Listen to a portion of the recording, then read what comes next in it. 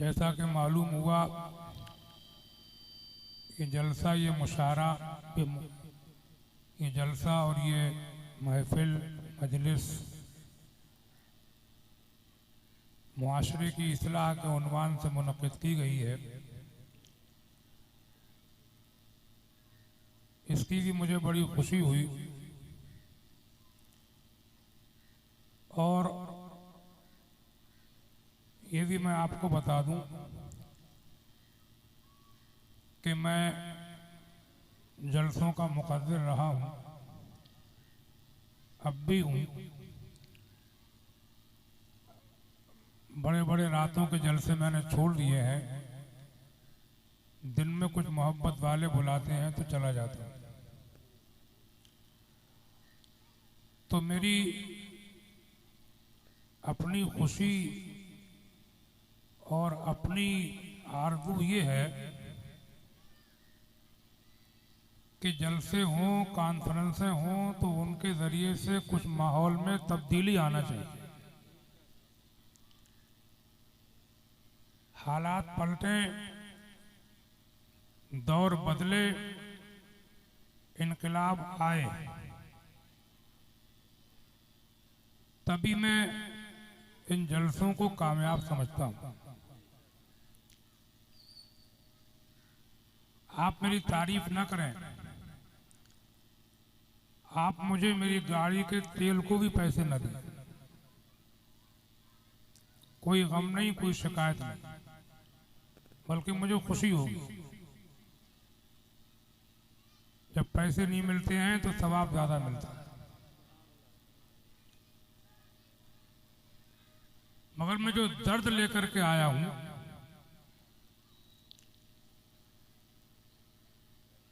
वो दर्द आपको पहुंचाना चाहता हूं। उसके मुताबिक आप अपने आप को बदलें, माहौल को पलटें और दुनिया को दिखाएं। सिर्फ मुंह से कहना नहीं, सिर्फ तकरीरों के जरिए नहीं, सिर्फ जलसों के जरिए नहीं, सिर्फ नारों के जरिए नहीं,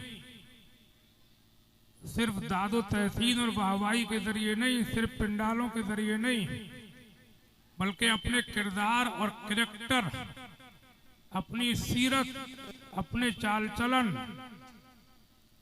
अपना रहन सहन, अपने सुबह शाम, अपने अखलाक, अपना किरदार, अपनी बोलचाल, अपना अमल, इसके जरिए से आप दुनिया को दिखाएं, दुनिया के सामने ऐसे बन करके आए कि दुनिया देखे तो कहे जब ये इतने अच्छे हैं तो इनके मोहम्मद कितने अच्छे होंगे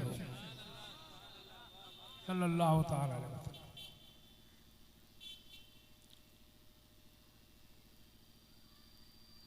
एक बार सब लोग कह लो सल्लल्लाहु ताला अलैहि वसल्लम।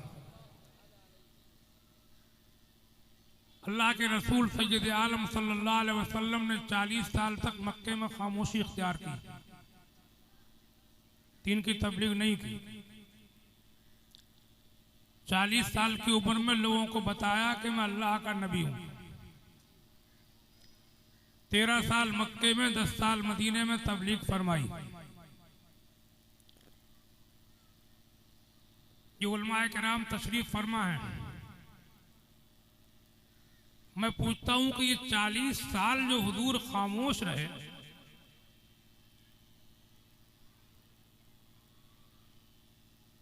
क्या आप ये कहेंगे कि ये 40 साल बेकार चले गए? बोलो भाई, क्या हुजूर की हयात मुबारका का कोई गोशा बेकार भी है? मादल्ला, जो बेकार कहेगा वो सबसे बड़ा बेकार वही होगा। फिर ये 40 साल खामोशी क्यों? तबलीग क्यों नहीं? इस्लाह क्यों नहीं? ऐलान क्यों नहीं नबुव्वत का? किसी को बताया तक नहीं कि मैं अल्लाह का नबी। मगर ये पीरियड भी बेकार नहीं है। इसमें आपने क्या किया? मैं आपको ध्यान दिलाऊं। तकरीर नहीं की, तबलीग नहीं की, वादो नसीहत का कारनामा अंजाम नहीं दिया, लेकिन 40 साल में आपने अपने किरदार, कैरेक्टर, अपनी सीरत के जरिए से पूरे मक्के के अंदर ये कहलवा लिया था, पूरे मक्के में इस बात का चर्चा था, शोरा था, घर घर, मर्दों में, औरतों में, बूढ़ों में, बच्चों में, जवानों में, घर वालों में, बाहर वालों में, हर एक के जबान पर एक ही बात थी कि मक्के में कोई अगर सबसे अच्छा आदमी है तो मोहम्मद है।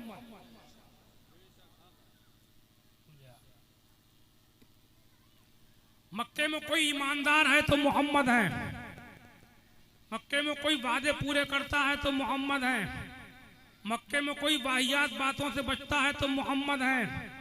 मक्के में कोई झूठ नहीं बोलता है तो मोहम्मद है। मक्के में कोई उसके पास भी अमानत रखो तो जैसी रखो वैसी वापस कर देता है तो मोहम्मद है। मक्के में कोई गलियों में नीची निगाहें करके निकलता है तो मोहम्मद है। मक्के में कोई सबसे अच्छा सच्चा है तो मोहम्मद है। मक्के में कोई भला आदमी है तो मोहम्मद है। ये अपनी जबान से नहीं, अपने कैरेक्टर किरदार के जरिए से, अपने कैरेक्टर किरदार के जरिए से, अपने तरीका कार के जरिए से, अपनी बोलचाल के जरिए से, अपने अखलाक के जरिए से, अपने बर्ताव के जरिए से पूरे मक्के में आपने अपने आप को तकरीरों से नहीं मनवाया था, अपने किरदार के जरिए से मनवाया।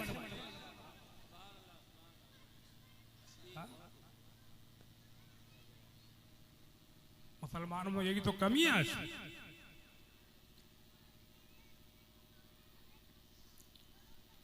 समझा? तो मैं अपनी तकरीर के इस इब्तिदाई दौर में आपको ये बता के चलूंगा कि सिर्फ देखो, मुसलमान का मतलब ये नहीं है कि हम मुंह से कहें कि हम मुसलमान हैं, हम आलिम हैं, मौलाना हैं, पीर हैं, फकीर हैं, हम हाजी हैं, हम नमाजी हैं, हम दीनदार हैं, हम भले आदमी अपने मुंह से हम कहें या हमारा कोई आदमी कह दे जानने मानने वाला, बल्कि मतलब ये है कि फिर मुंह से ना हो बल्कि हमें कोई बरत के देखे। क्या देखे? सब बोलो, बरत के। हमें कोई बरत के देखे तो कहे कि वाकई मुसलमान ऐसा होता है।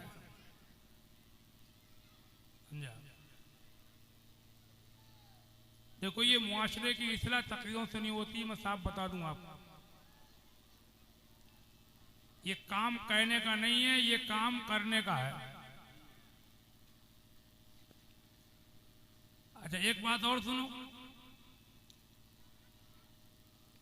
हर आदमी अगर अपनी इस्लाह कर ले तो मुआशरा खुद समझ जाए। बोलो भैया, मुआशरा किसे कहते हैं? आज मैंने ये भी देखा कि दीन के ठेकेदार तो बहुत हैं, दीनदार बहुत कम है। रोना रोएंगे कि फला ऐसे, वो वैसे, वो ऐसे, वो ऐसे, उस पर ये कमी, उसमें वो कमी, उसकी वो ताई, उसकी वो गलती, ये वो, एक दूसरे की तनकीद तो करेंगे। हदीस शरीफ में लिखा, हुजूर फरमाते, इज़ा अरादल्लाहु बिल अब्द खैरन बस्सरहु अला अयूबिही, जब अल्लाह ताला किसी बंदे के साथ नेकी का इरादा करता है तो उसको अपने ऐब दिखा देता है कि मेरे अंदर क्या कमी है।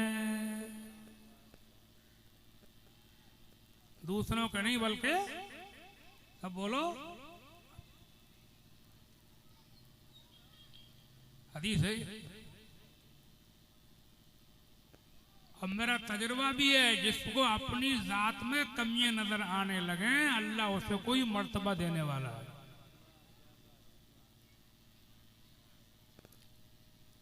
और अपनी कमी टटोलना बहुत मुश्किल काम है। हज़रत मौला कायनात मुश्किल कुशा अली रज़ी अल्लाह ताला अन्हु फरमाते हैं कि दूसरों के ऐब टटोलना सबसे आसान काम है और अपनी जात में ऐब देख लेना सबसे मुश्किल काम है। जैसे ये आंखें हैं, आंखें ये आसमान तक को देखती हैं, चांद तारों को देखती हैं, पहाड़ों की चोटियां देखती हैं, पेड़ों की फुलसियां देखती हैं, पर इस आंख को आसपास का एरिया नजर नहीं आता, नाक नजर नहीं आती। अपनी अपनी नाक देखो, नाक देखो, अपनी दिखा रही है? बोलो भाई, दबी हुई भी नहीं, उभरी हुई है, और आंख के बिल्कुल सामने है, फ्रंट पर, और नजर नहीं आती। उभरी हुई भी है, सामने भी है, नजर नहीं आ रही। अपना चेहरा, अपने गाल, अपनी पेशानी, अपने भवें, अपनी पलकें, कोई नजर नहीं आ रहा। क्या? और आसमान को देख रही, अपने चेहरे के खदोखाल, कमी और ऐब देखने के लिए आईने की जरूरत पड़ती है, शीशे की। जब शीशा देखेंगे तभी पता चलेगा कि हमारी आंख में कोई कमी है, हमारे चेहरे पे कोई लगा हुआ है। तो कुल मिलाकर के बात यह है कि शीशे की जरूरत पड़ती है अपने चेहरे के दाग धब्बे देखने के लिए। और ये ऐब और दाग धब्बे दो तरह के होते हैं, एक अंदर के, एक बाहर के। तो अल्लाह ने अपने महबूब को यही आईना बना करके भेजा है कि इस पैगंबर आजम इस आईने के सामने आ जाओ तो तुम्हें अपनी जात में कमियां दूर करने का मौका मिलेगा। अगर तुम सुधरना चाहते हो, अगर तुम नेक बनना चाहते हो, अगर तुम साफ सुथरे होना चाहते हो, अगर तुम अपने अंदर के बाहर के दाग धब्बे दूर करना चाहते हो, तो मोहम्मद मुस्तफा के गुलाम बन जाओ।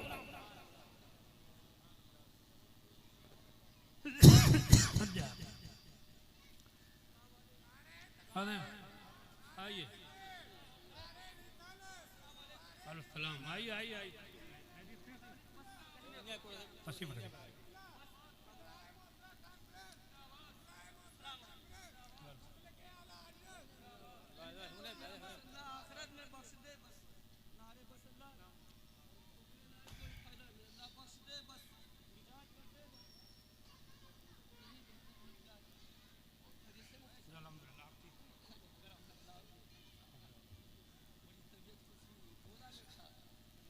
हाँ मालूम हुआ था।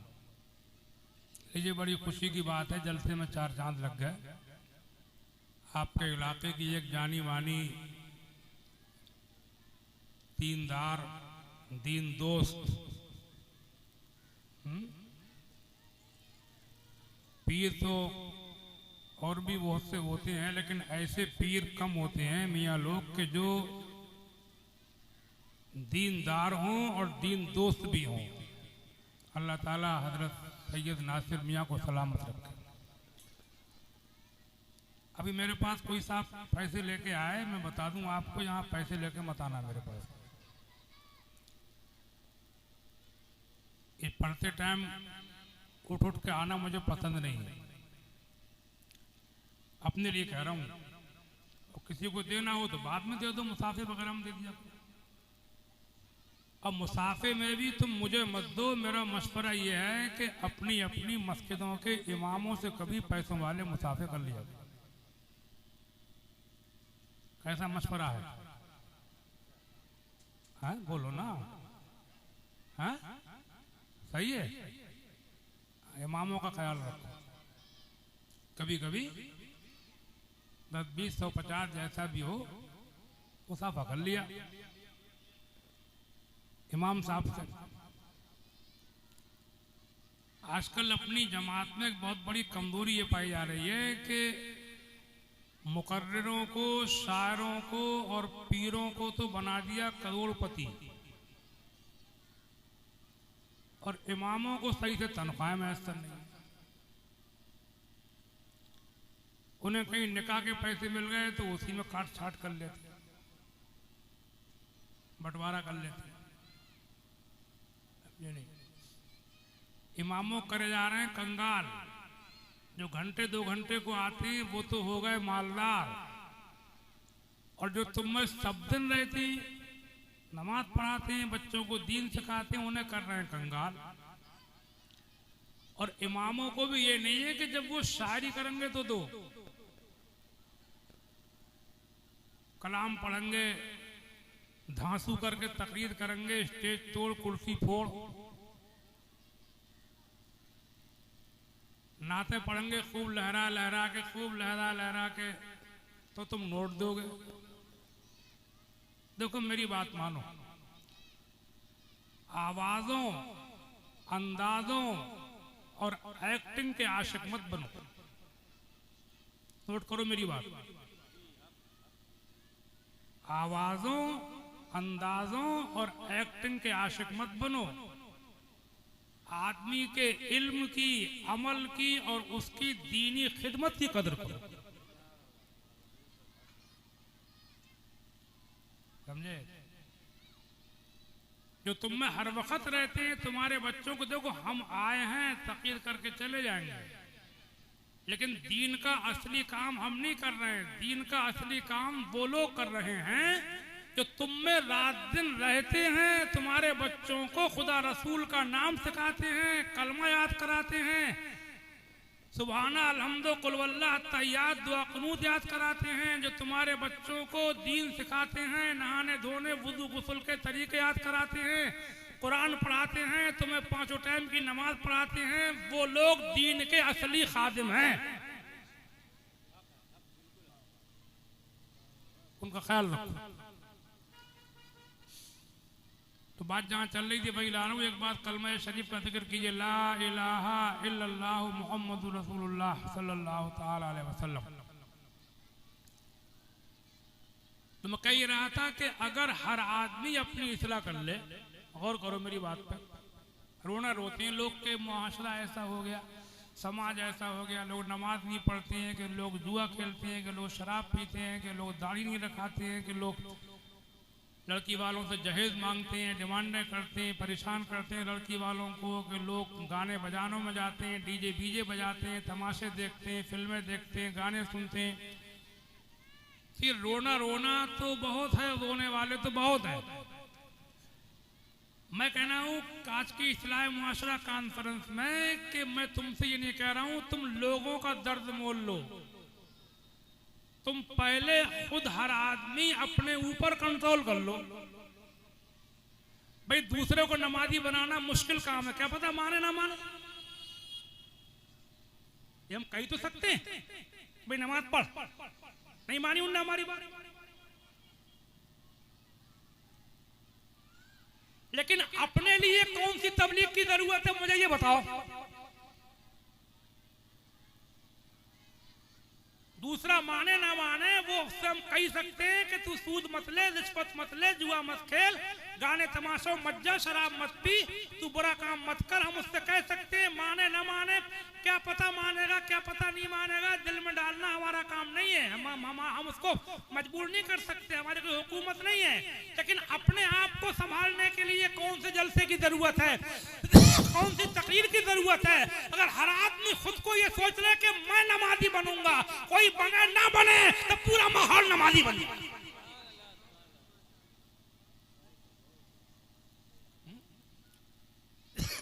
बेशक सुभान अल्लाह। हर आदमी ये सोच ले कि मैं सूद ले लूंगा, सूद चल रहा है मुसलमानों में। एक बात बताओ, इस सूद कौन लेते होंगे? गरीब लोग के मालदार लोग? बोलो भैया, डरो मत, बोल लो। हाँ? तुम नहीं बोले तो मियाँ फरमा रहे हैं मालदार लोग।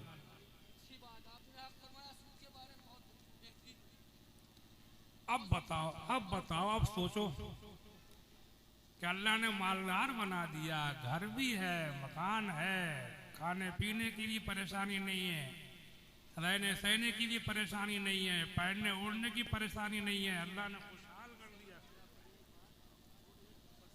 मैं बगैर चश्मे बगैर पढ़ नहीं पाता हूँ, बाद में हो जाएगा, बाद में अभी तक ध्यान दिला देना, बाद में। तो अल्लाह ने मालदार कर दिया, खुशहाल कर दिया, फिर भी हराम डकार रहा। तो अल्लाह ने जहन्नम गलत नहीं बनाई। देखो भूखा आदमी, नंगा आदमी, खाने को नहीं है, मर रहा है, भूखा मर रहा था, उसने हराम खा लिया, तसल्ली हो जाएगी, लाओ मर रहा था खाने दो, चलो छोड़। इजाजत दी है अल्लाह मने कुरान जान बचाने के लिए, जान बचाने के लिए जितना हर मिकदार में जान बच जाए इतनी मिकदार में मजबूरी के वक्त हराम चीज खा करके जान बचाने की इजाजत है, उतनी मिकदार में जब जान का खतरा हो। सही खतरा कुरान शरीफ में है, इल्ला मन तुर्रा इलैह। लेकिन ये मालदार हो गया, दौलतमंद भी है, खुशहाल भी है, कोई परेशानी नहीं है, फिर भी सूद ले रहा है, रिश्वत ले रहा है। सरकारी नौकर हो गया मुसलमान तो रिश्वत ले रहा है। अभी हमारी तरफ एक लड़का, उसकी नौकरी लग गई पुलिस में, तो उसके रिश्ते वाले आए, लड़की वाले के शादी कर लो हमारी बेटी से। तो उसके माँ बाप और वो लड़का क्या कह रहे हैं सुना मालूम है?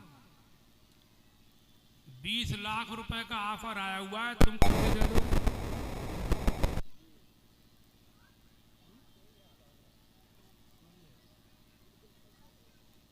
अरे यार, नौकरी लग गई, तनख्वाह मिल रही है, कि तेरे पास दिनी जायदाद है, कारोबार भी अच्छा है, धन दौलत वाला है, रुपए पैसे वाला है, तो किसी गरीब की बेटी से शादी करता है? तेरे पास सब कुछ है तो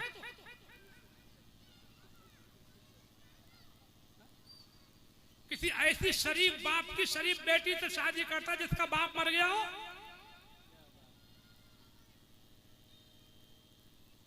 तुझे अल्लाह ने भर तो दिया,